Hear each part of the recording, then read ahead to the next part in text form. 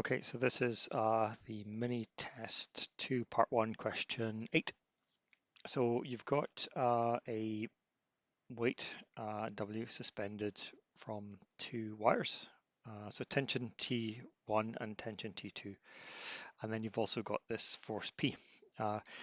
So because it's in equilibrium, the forces in the x direction, so we could say like Fx. So the forces in the x direction, of the sum of them, must equal to 0. And the same with the y, the forces in the y direction, Fy must also equal to 0. So just because it's not moving, if the forces weren't equal to 0, then it would move. So you need to come up with 2 equations. So one equation for the Fx direction, or the x direction, and then another equation for the y direction. So the forces acting in the x direction, well, if I define this direction as positive, and this direction is positive for the y and the x, then we'd have a force P acting in the x direction, so that's that way. But then we'd also have another force due to this tension. So using a bit of trigonometry, there's your hypotenuse, your opposite, and that's your adjacent. So you're looking for the opposite side. So it'll be T2 sine of the angle theta. So that's the component of this tension along the x direction. So that's pointing that way. But then there's another force pointing to the left, which is due to this tension. So that will be T1 sine theta as well.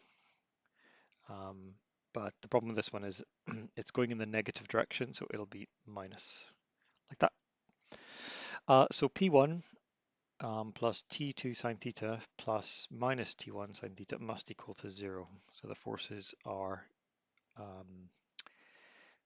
in equilibrium. And then, so that's for the x direction, and then for the y direction, well, same kind of idea. We've got W downwards, and then we have 2 forces upwards. So the 2 forces upwards are going to be positive. So we'd have T1 cos theta plus T2 cos theta. So these are both pointing upwards, so both positive.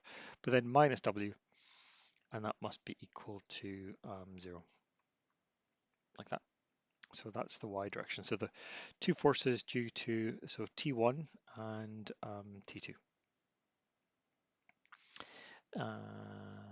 Okay, so there's our 2 equations, and there's sines in this equation, and there are causes in this equation. And if you look at the options in the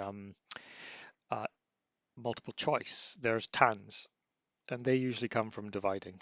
So sines divided by causes become tans. So it kind of gives you a hint that you need to divide equation x by a subtle hint, but you need to divide equation x by equation y.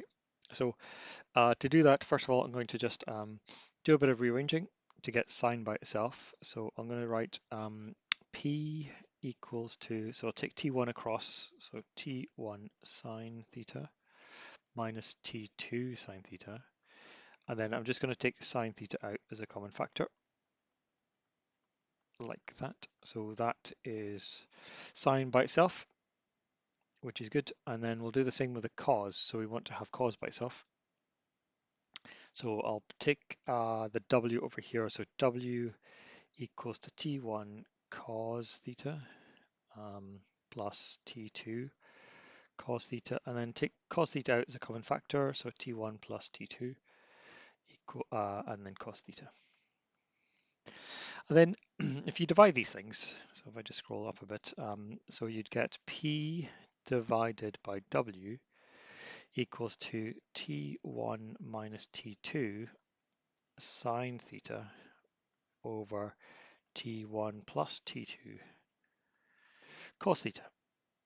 And then sine over cos is tan, so that would be T1 minus T2 tan theta. Here would be T1 plus T2, like that. So that's P over W, and T1 minus T2. And I can't remember the options, so I'm going to pause the video there and see what the options were.